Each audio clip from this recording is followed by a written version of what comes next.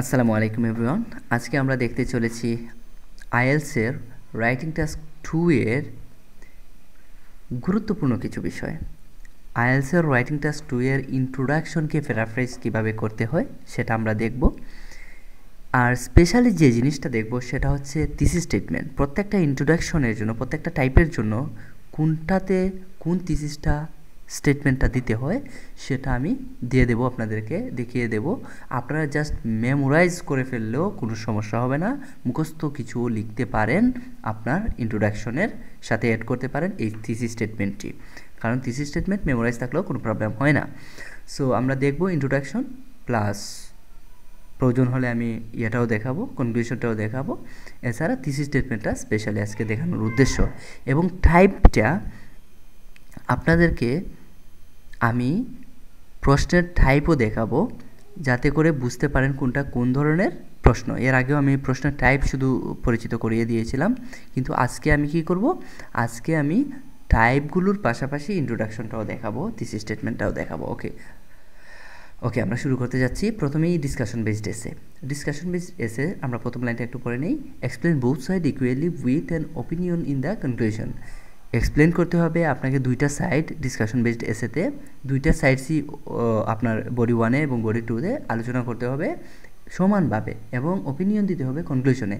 আচ্ছা, একটা জিনিস মাথায় রাখবেন যে ডিসকাশন বেসড এসেগুলো সাধারণত এসিগুলো যখন আসে তখন আপনাকে একজন জাজ বানিয়ে দেওয়া হয়, আপনাকে একজন বিচারক বানিয়ে দেওয়া হয়।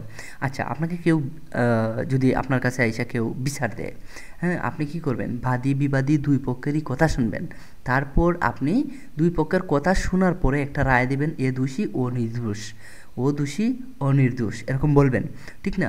শোনার আগে তো অবশ্যই আপনি বলবেন না যে আপনি দোষী, এটা তো বলবেন না।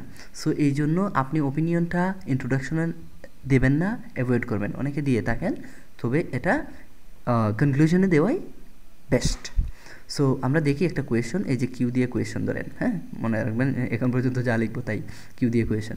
ওকে, it is thought by some that, কিছু মানুষ এরকম চিন্তা করে যে, এটা চিন্তা করে যে it is better to live in city, হ্যাঁ, সিটিতে বাস করা ভালো। ওয়াইল, যেখানে আদার্স বিলিভ দ্যাট, অন্যরা বিশ্বাস করে life is better in the country side, মানে জীবন বেটার হচ্ছে কান্ট্রি সাইডে, ঠিক আছে? তার মানে কেউ মনে করে সিটিতে বসবাস করা ভালা, আর কেউ মনে করে কি ভালা, ভালা হচ্ছে আমাদের লোকাল ল্যাঙ্গুয়েজ। ওকে, কেউ মনে করে সিটি লাইফটা আসলে বেটার, আর কেউ মনে করে কি কান্ট্রি সাইডটা বেটার। সো এখন আমরা দুই সাইডেই বসবাসের সুবিধাটা লিখব। বেটার কেন সিটিটা বেটার কিছু মানুষ মনে করে, কেন কান্ট্রি সাইড ভিলেজটা বেটার মানুষ মনে করে। সো এই জিনিসটা আমরা আলোচনা করব। এই যে এখানে লেখা আছে discuss both views and give your opinion. এই ওপিনিয়ন লেখা দেখে আপনি ভাববেন না এটা ওপিনিয়ন টাইপ এসে, এটা হচ্ছে ডিসকাশন টাইপ এসে। এই যে discuss both side, both views, both side নিয়ে আপনাকে আলোচনা করতে হবে, সিটি লাইফও এবং কান্ট্রি লাইফও, ঠিক আছে? এবার আসি যে আপনারা ব্রেনস্টর্মিং শর্টে করে ফেলবেন। একটা ওয়ার্ডে চাইলে প্রশ্ন ইয়েটা করতে পারেন, আউটলাইন সেন্টেন্স লেখার জন্য। আউটলাইন নিয়ে আরেকদিন কথা বলবো, সেটা একটা মজার বিষয়। সো ফেসিলিটিস সিটি লাইফে থাকলে বেশি পাবে হয়তো, আর হয়তো কি আপনি জোর দিয়ে বলতে হবে। এরপরে ধরেন এনভায়রনমেন্টটা ভালো পাবে ভিলেজ সাইডে থাকলে, এটাই তো বসবাস করলে। সো আপনি এনভায়রনমেন্টের আবহাওয়া সব মিলাইয়া অ্যাটমসফিয়ারের কথা বললেন। আর এখানে হচ্ছে ফেসিলিটিসের কথা বললেন, হতে পারে এডুকেশন ফেসিলিটিস, হতে পারে হেলথ ফেসিলিটিস, যাই হোক না কেন, ট্রান্সপোর্টেশন ফেসিলিটিস, যাই হোক না কেন, জব ফেসিলিটিস সহ। সো সব ধরনের ফেসিলিটিস এক ওয়ার্ডে বললাম আমি, আপনি এক ওয়ার্ডে এরকম চিন্তা করবেন, তাহলে আউটলাইন সেন্টেন্স লেখা যায়। আউটলাইন নিয়ে অন্যদিন কথা বলবো।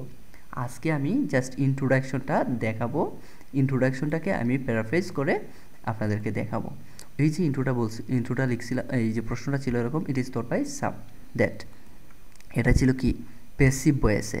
অ্যাক্টিভে থাকলে আপনি প্যাসিভে নিতে পারেন, আর প্যাসিভে থাকলে অ্যাক্টিভে নিতে পারেন। এটাকে আমরা বলতে পারি ইট ইজ এ বিলিফ। এই যে বিলিফ, আচ্ছা, থিঙ্ক করতো চিন্তা করা, থিঙ্কের একটা সিনোনিম হচ্ছে বিলিভ। থিঙ্কের বদলে আমরা বিলিভ বসাইতে পারি, থট এখানে বিলিভডও বলতে পারতাম।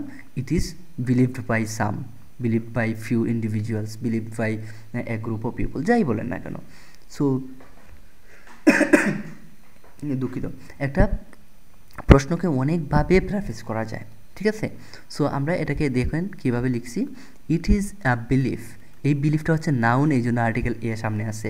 আর যদি আমরা বিলিফ দেখি, এই যে এই বিলিফটা হচ্ছে কি, এই বিলিফটা হচ্ছে ভার্ব, ঠিক আছে, সাবজেক্টের পরে ভার্ব আসছে। আর এখানে হচ্ছে ভার্ব আগেই আসছে ইজ এ বিলিফ, একটা বিশ্বাস। এটা একটা বিশ্বাস অফ ফিউ ইন্ডিভিজুয়ালস, কিছু ইন্ডিভিজুয়ালসের, যে এই যে আমরা ডেট দিলাম, এরপরে আসল কথা আসবে, ডেটের পরে আবার সাবজেক্ট ভার্ব আসে, আসল কথা পরে থাকে।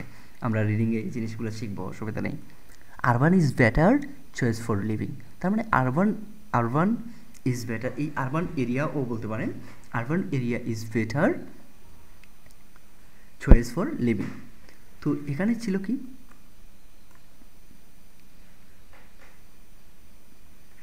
ইট ইজ বেটার, এখানে ছিল এই অংশটা, সিটির কথা বলছে না, সিটির কথা বলছে, সিটি, এই যে সিটি ইজ বেটার, তাইলে আমরা এখানে বললাম city is better, it is better না বলে। এরপরে দেখেন চয়েস, বেটার চয়েস, আমরা একটু সুন্দর করলাম, একটা কনটেক্সচুয়াল ওয়ার্ড নিয়ে আসলাম, কনটেক্সটের সাথে যায় এরকম ওয়ার্ড আপনি বাড়াইতে পারবেন, কোনো সমস্যা নাই।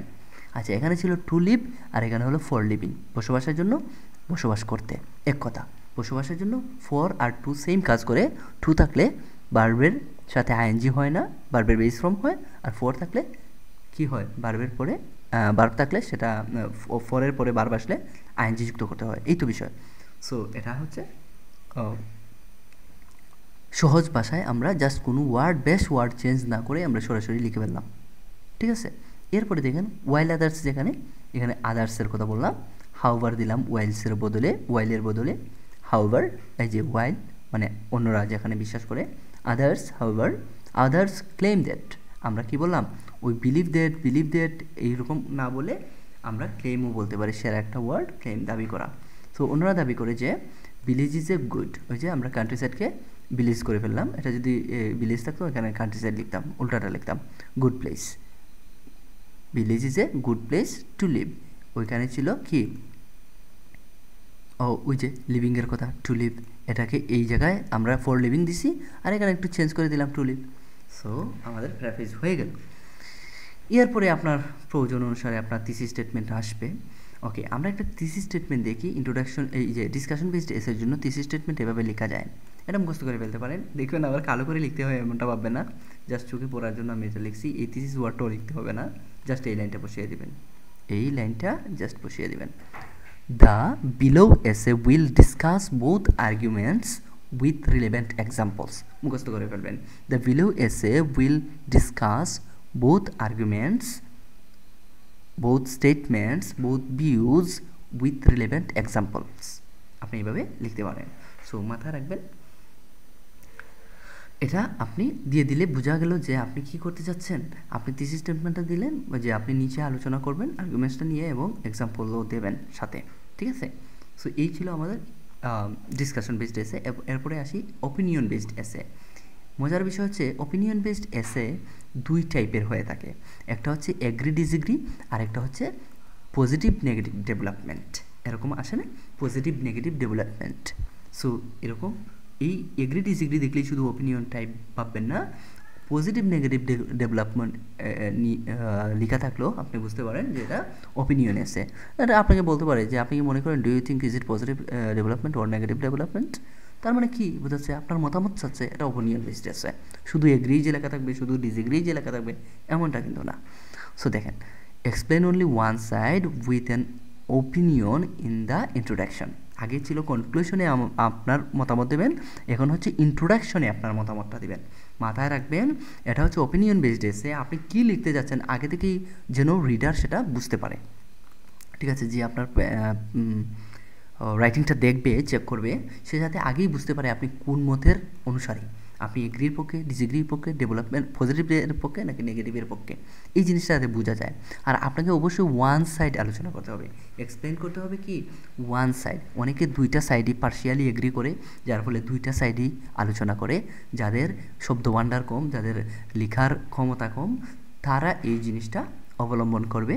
যারা নতুন বা যারা মোটামুটি একটা স্কোর চান, তারা অবশ্যই দুই সাইড নিয়ে লিখতে পারেন, কিন্তু এক্সপার্টদের পরামর্শ হচ্ছে আপনি যে কোনো একটা সাইড নিয়ে লিখবেন, হয়তো এগ্রি না হয় ডিসএগ্রি এরকম। সো এতে কি হবে, আপনার স্কোর ভালো হবে কিন্তু, হ্যাঁ। আর এটা একটা স্ট্রং এভিডেন্স তখন দাঁড় করাইতে পারবেন। এবং অনেকে এক সাইড নিয়ে অবশ্য বেশি আইডিয়া পায় না, এই জন্য তারা দুই সাইডই নিতে চায়। ওকে, অসুবিধা নেই। এবার দেখেন আমরা একটা প্রশ্ন দেখি এখানে ইয়ের জন্য এগ্রি ডিসএগ্রি টাইপের প্রশ্ন। সায়েন্টিস্ট অ্যান্ড টেকনোলজি এক্সপার্টস, এই দুই পার্টি, হ্যাঁ, seems to be more valued, তাদেরকে বেশি মূল্যায়ন করা হয় বা ভ্যালু দেওয়া হয় দেন মিউজিশিয়ান অ্যান্ড আর্টিস্ট, মিউজিশিয়ান এবং আর্টিস্টের তুলনায়। হ্যাঁ, এদের থেকে এই দুই পার্টি থেকে এই দুই পার্টিকে কী করা হয়, বেশি ভ্যালু দেওয়া হয়। হ্যাঁ, এটাই তো ভ্যালুয়েবল মনে করা হয়। ওকে ফাইন, ওরা কি ওদেরকে প্রায়োরিটাইজ দেওয়া হয়, এটাই। So to what extent do you agree or disagree, কিসের পরিমাপের, কোন পরিমাপের ভিত্তিতে আপনি মনে করতে পারেন যে আপনি মনে করেন যে এটা কোনটার ভিত্তিতে আপনি একমত হবেন বা দ্বিমত হবেন। হ্যাঁ, এটা কেন আপনি হয়তো বা চাইলে একমতও হতে পারেন, আবার চাইলে কি দ্বিমতও হতে পারেন, ভিন্ন মত পোষণ করতে পারেন। সো দেখেন আমরা ইন্ট্রোটা একটু দেখে নিই। ইন্ট্রোটা হচ্ছে যে scientist and technology related experts are being more prioritise. দেখেন এই কথাগুলোই আমরা জাস্ট লিখছি, scientist and technology related expert, একটা ওয়ার্ড আনছি, কন্টেক্সচুয়াল ওয়ার্ড। এরা হচ্ছে আর বিং, এরা হচ্ছে মোর প্রায়োরিটাইজ, অধিক প্রায়োরিটাইজ পাচ্ছে, এরা প্রাধান্য পাচ্ছে, হ্যাঁ, দেন মিউজিশিয়ান অ্যান্ড আর্টিস্ট। দেখেন আমি কি টেকনোলজি এক্সপার্ট থেকে চেঞ্জ করছি, আমি কি সায়েন্স, সরি আমার প্রশ্ন ইয়েটা ছিল science and technology related experts, তাইলে এরা তো সায়েন্টিস্ট যারা এরাও এক্সপার্ট, টেকনোলজি এক্সপার্ট যারা এরা তো এক্সপার্ট, তো সায়েন্টিস্টকে আমরা সায়েন্স করে ফেললাম আর টেকনোলজি রাখলাম, দুইটাকে আমরা টেকনোলজি এডজেটিভের মতো কাজ করতেছে, আর এরা হলো এক্সপার্টটা হচ্ছে আমার নাউন। সো এখানে কিন্তু নাউন হিসেবে বসছে সায়েন্টিস্ট। সো এরা হলো, এদেরকে প্রায়োরিটাইজ দেওয়া হচ্ছে, হ্যাঁ, মিউজিশিয়ান অ্যান্ড আর্টিস্টের চেয়ে। দেখেন কোনো কিছুতে কি আমরা, আচ্ছা সরি এখানে একটা এস কম আছে, এসটা আমি যুক্ত করে দিই। সো এই যে বিষয়টা, এখানে কি আমরা কোনো ওয়ার্ড চেঞ্জ করছি, মিউজিশিয়ানকে চেঞ্জ করছি না, নাউনকে চেঞ্জ করার কোনো প্রয়োজন নেই, জাস্ট আমরা ভার্বকে চেঞ্জ করে এটা করে ফেলছি, ঠিক আছে। সিম টু বি এখানে মনে হয় এরকম টাইপের কিছু একটা, এখানে পেসিভে লিখছি আর বিং মোর প্রায়োরিটাইজড। হ্যাঁ, এরপরে দেখেন ইন্ট্রোটাকে আমরা অন্যভাবেও লিখতে পারি, এটা একটা বিকল্প। ওকে, বিকল্পটা আমরা একটু দেখে নিই। সো বিকল্পটা কীভাবে কী লেখা আছে, দ্য প্রায়োরিটাইজেশন। দেখেন প্রায়োরিটাইজ কথাটা কিন্তু সেরা একটা ওয়ার্ড, প্রায়োরিটি কথা থেকে আর কি প্রায়োরিটাইজ আসছে, ভার্ব হিসাবে আসছে। এখানে হচ্ছে প্রায়োরিটাইজেশন মানে হচ্ছে কি, এটা নাউন আর কি, prioritization of scientist and technology experts, একসাথে আমরা লিখলাম। এরা টোটালি এরা হচ্ছে আর মোর দেন, ওই যে এদের সায়েন্টিস্ট অ্যান্ড অমুক এক্সপার্ট, টেকনোলজি এক্সপার্টস, এর ওই যে অফ আছে, এর প্রায়োরিটাইজেশন, ঠিক আছে, এদের প্রায়োরিটাইজেশন হলো বেশি, আর মোর দেন অমুক অ্যান্ড তমুক। শেষ, আমাদের ইন্ট্রোডাকশন হয়ে গেল। সো এখন আপনার প্রশ্নের উপর ভিত্তি করে আসলে এই জিনিসগুলো হয়। অনেক সময় দেখবেন some people believe that, others believe that, এরকম থাকে।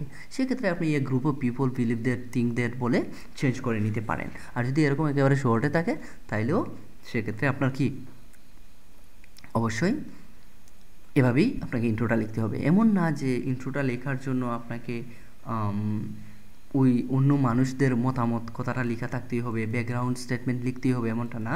তবে যদি লিখতে পারেন সেটা ভিন্ন কথা, আমি আগেও কথা বলেছি ব্যাকগ্রাউন্ড স্টেটমেন্ট নিয়ে, আউটলাইন নিয়ে, এগুলো আরও ভিডিও পাবেন। সো আমি জাস্ট ইন্ট্রোটাকে আমি জাস্ট প্যারাফ্রাইজ করার সিস্টেমটা দেখাচ্ছি, যে নাউনগুলোকে চেঞ্জ না করে শুধু ভার্বগুলোকে ধরেও উল্টাপাল্টা করেও আপনি প্যারাফ্রাইজ করতে পারেন। এখন দেখেন থিসিস স্টেটমেন্টটা, হ্যাঁ, ওপিনিয়ন বেসড এসের থিসিস স্টেটমেন্টটা দেখেন, আই কমপ্লিটলি এগ্রি। আপনি যদি এগ্রি হন, আপনি বলছিলাম না এক সাইড নিয়ে কথা বলবেন I completely agree with the statement. আর যদি আপনি ডিসএগ্রি হন তাহলে বলবেন I completely disagree with the statement. As বলে আপনি জাস্ট টপিকটা বলবেন, টপিকটাকে প্যারাফ্রাইজ করে বলবেন। তো টপিকটা এখানে কী ছিল, টপিকটা ধরেন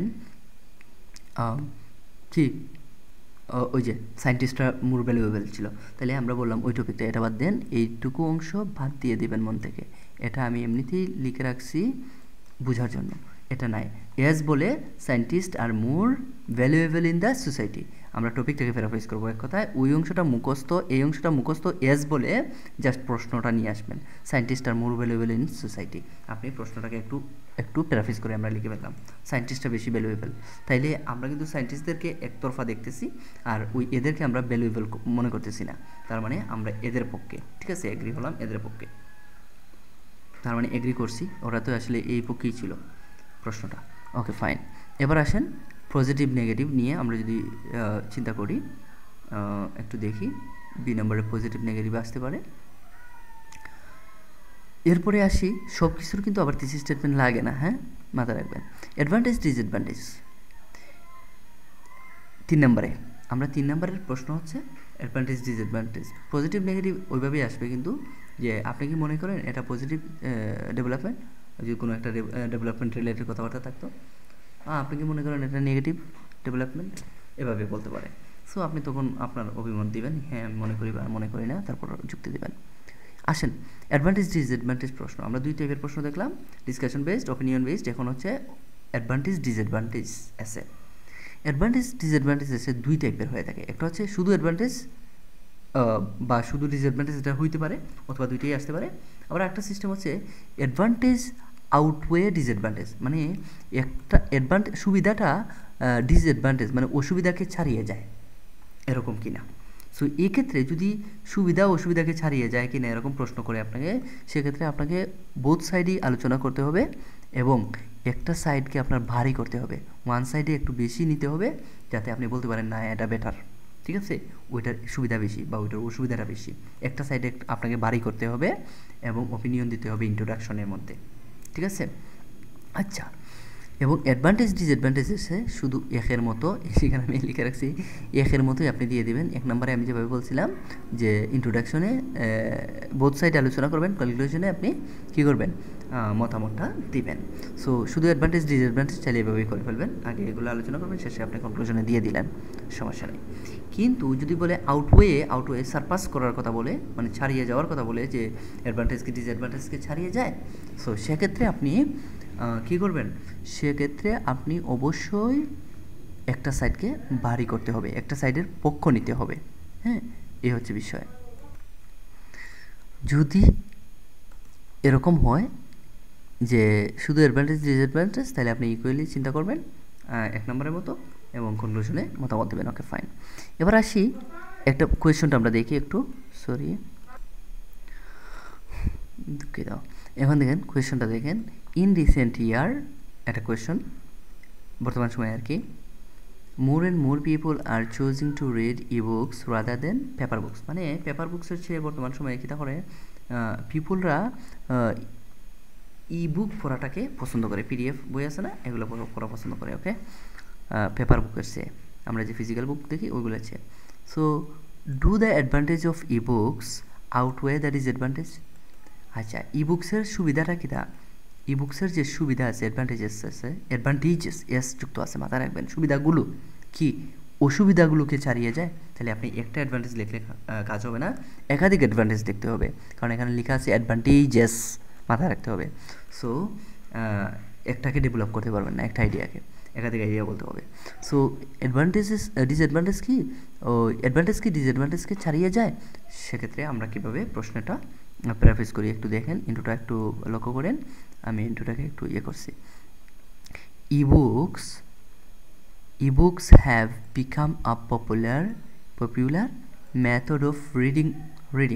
তাহলে ইবুকসটা কি হয়েছে, ইবুকসের রয়েছে, মানে ইবুকস হয়েছে একটা পপুলার মেথড রিডিংয়ের, ইনস্টিড অফ কিসের পরিবর্তে, পেপার বেসড বুকসের পরিবর্তে, ইন দ্য রিসেন্ট এরা, ওই যে ইন দ্য রিসেন্ট এরা, ইন রিসেন্ট ইয়ার, রিসেন্ট এরা, এটা আমরা শেষে বলছি, শুরুতে থাকলে শেষে, শেষে থাকলে শুরুতে, দিলে দিলে আমাদের হয়ে যাচ্ছে, ইয়ারকে আমরা এরা বলছি, ঠিক আছে।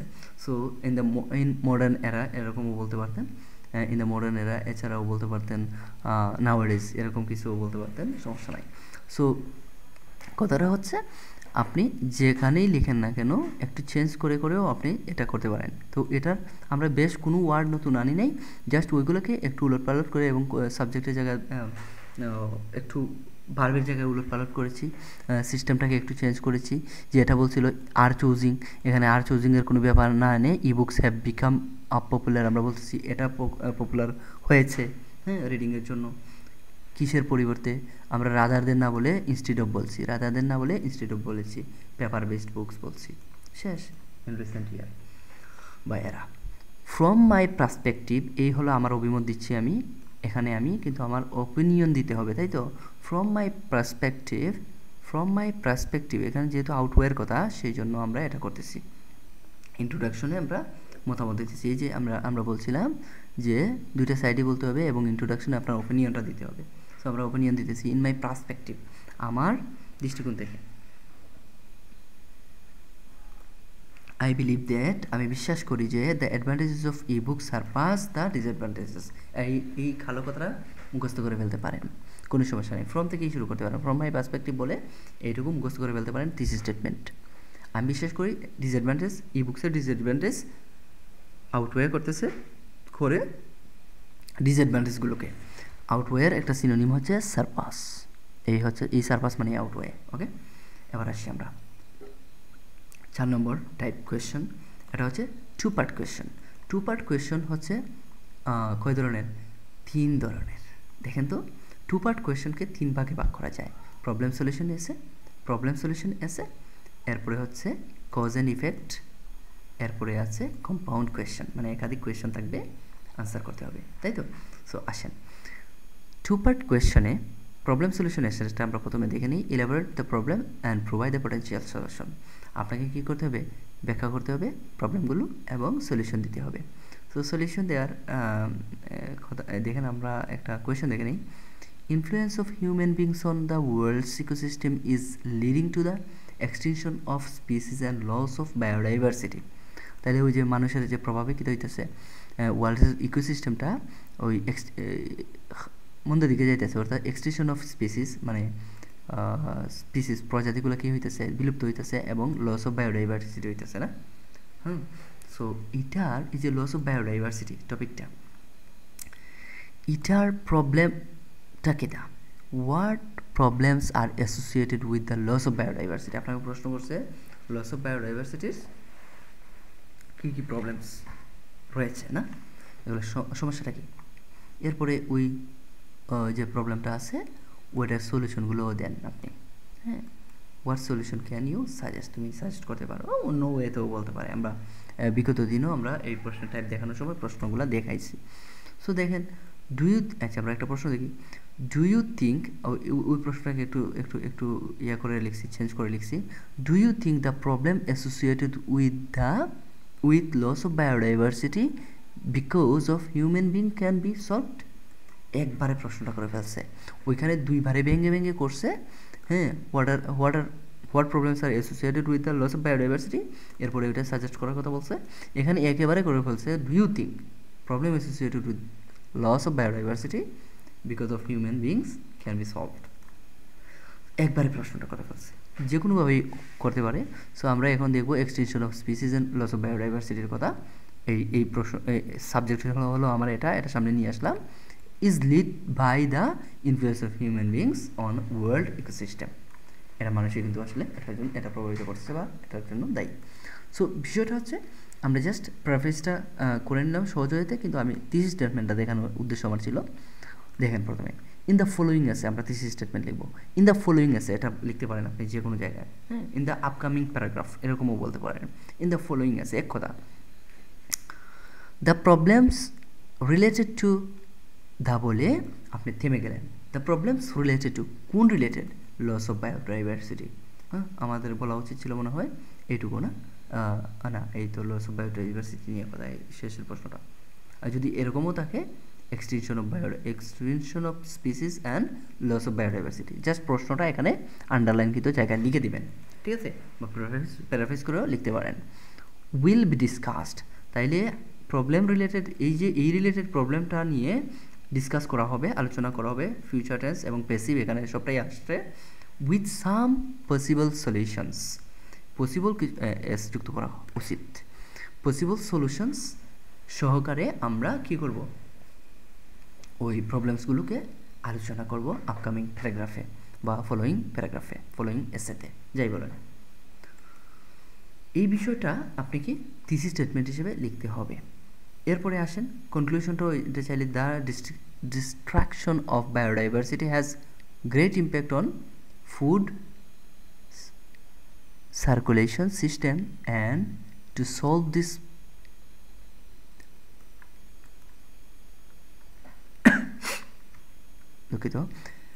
predicament, people must illegal hunting to prevent early extinction of animals.